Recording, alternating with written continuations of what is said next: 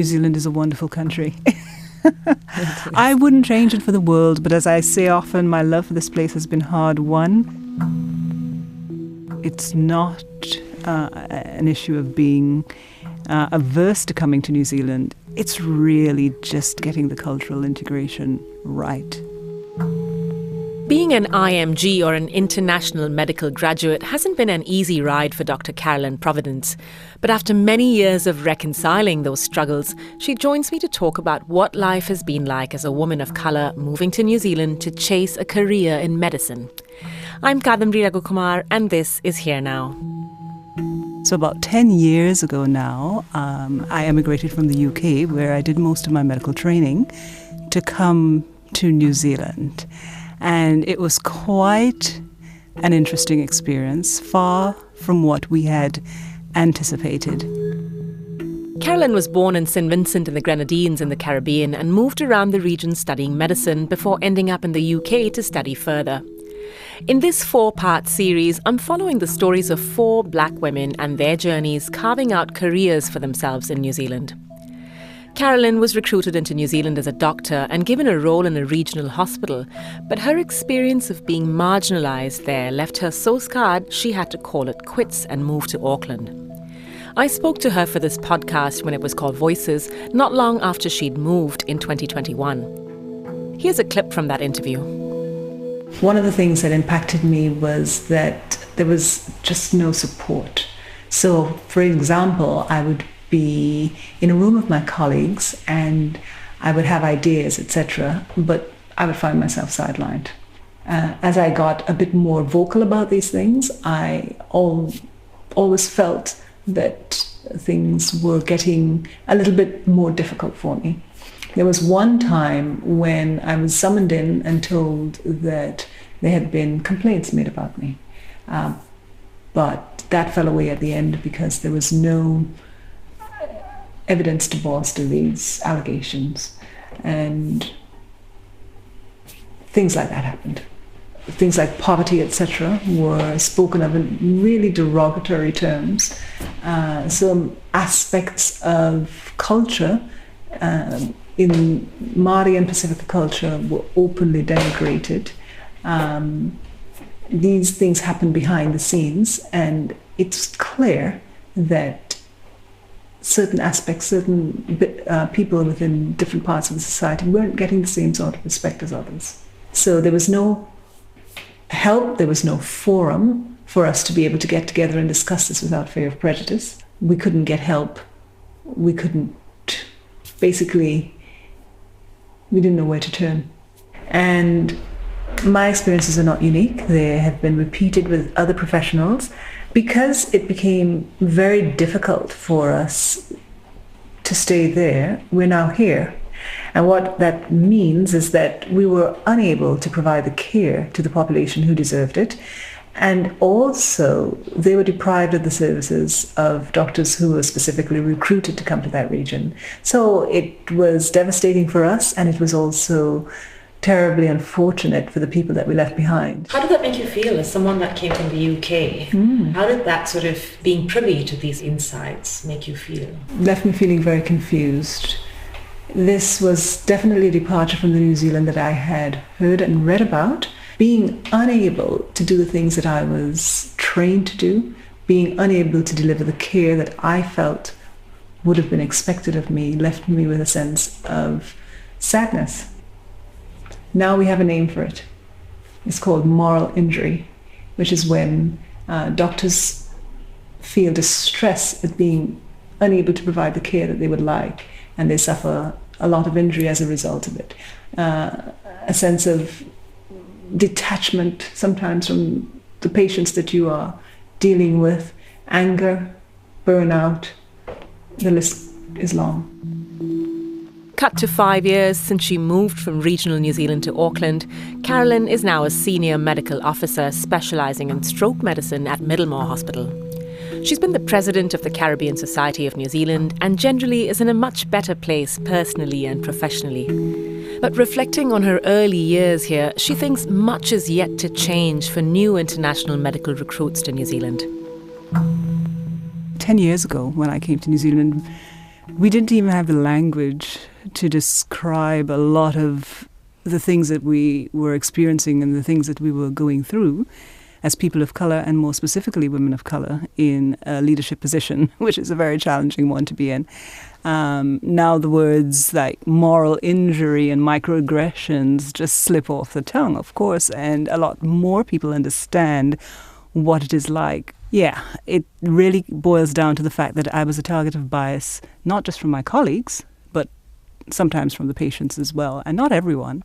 But if it happens on a regular basis, then it really starts to be a corrosive effect. So the reference to ethnicity, the reference to race was a constant theme, which can be quite tiring.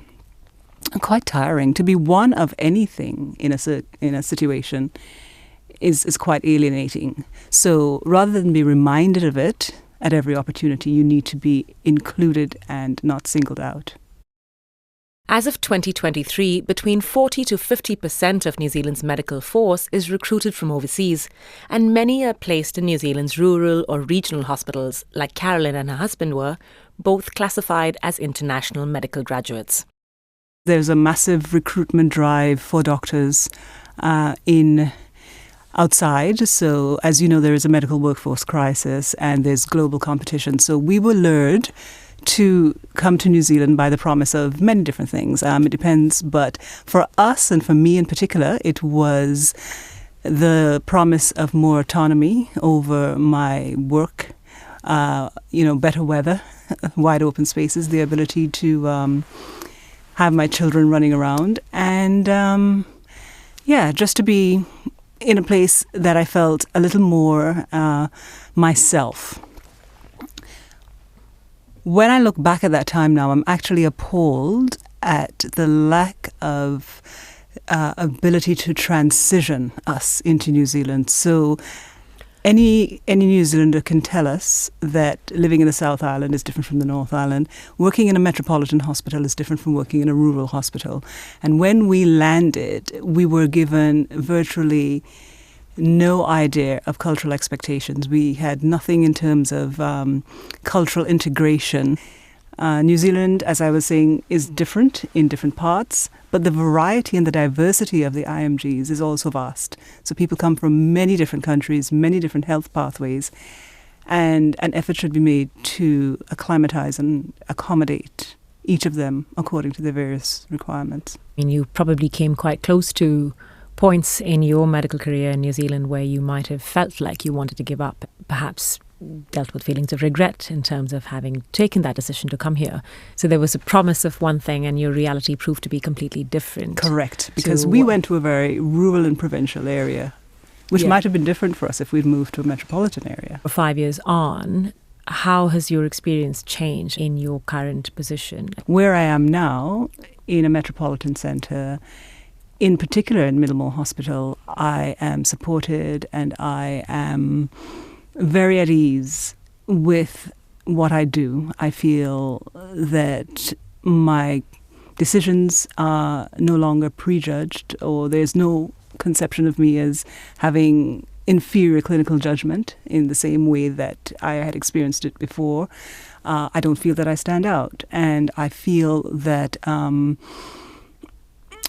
a lot of it comes down to leadership, individual leadership in my case, whereas the department head is a very thoughtful, considerate person in terms of leadership and very inclusive. The issue is that it's unfortunate that it has to come down to an individual. There really needs to be far more support for international medical graduates from right across the spectrum of race and of gender and of thought, who come to these shores for them to feel included. So what can be done to change the New Zealand experience for people who come here as recruits from overseas? It's a question that Carolyn has wrestled with throughout her career here, while she's faced racism, marginalisation in the workplace and isolation that made her decide to relocate to another city altogether. Mentorship is a real thing. When people decide that, they are going to hire across the diversity, they should not do it without ensuring that mentorship and those support structures are in place for the people that they're bringing in. When I was president of the Caribbean Society, despite it didn't matter what the professions were, I heard echoes of exactly the same thing. More specifically, now with people who are in medicine, it's depressingly familiar. So what myself and other people have done is to set up sort of ad hoc informal mentorship groups where people can talk about their experiences, get advice, understand what options are open to them. And again, it's a shame that it has to be done on this basis, but it's the least that I can do, having gone through a lot of those terrible experiences myself. Carolyn has since also been an advisor on the MELA group in New Zealand, that's Middle Eastern, Latin American and African, and continues to champion ethnic minority causes to increase representation and equity in public organisations across New Zealand. It's an evolving situation. I think I have been very happy and very thrilled to think that because there have been sort of lip service, there's been a lot of lip service to the concepts of equity and diversity and inclusion, then that will change. But it will take more than just saying what we need to happen, and all of it takes time to embed. So yes, I can see changes. Medical professionals are extremely important in metropolitan centres. We have extremely wide, for example, languages and ethnicities, and people who are patients need to see someone who's representing them. It's extremely important. For example, on my particular ward round, we might have a team who speak, upwards of 3 or 4 languages. And that's critical to be able to get the history that we need from patients, to help patients to settle, to feel comfortable, to feel understood. And none of those would work unless we had that breadth of diversity within the system. And it's something that's extremely important in all walks of medicine and, dare I say, life. Dr. Carolyn Providence in the first of 4 parts of conversations with diaspora women who've carved careers out for themselves against the odds in New Zealand. My name is Kadambari Raghukumar. Join me in the next episode where I continue the conversation. Today's episode was mixed by Rangi Poik. You can find Here Now stories on all your favourite podcast platforms, as well as the RNZ website. That's rnz.co.nz/Here Now, where you'll also find videos with each episode.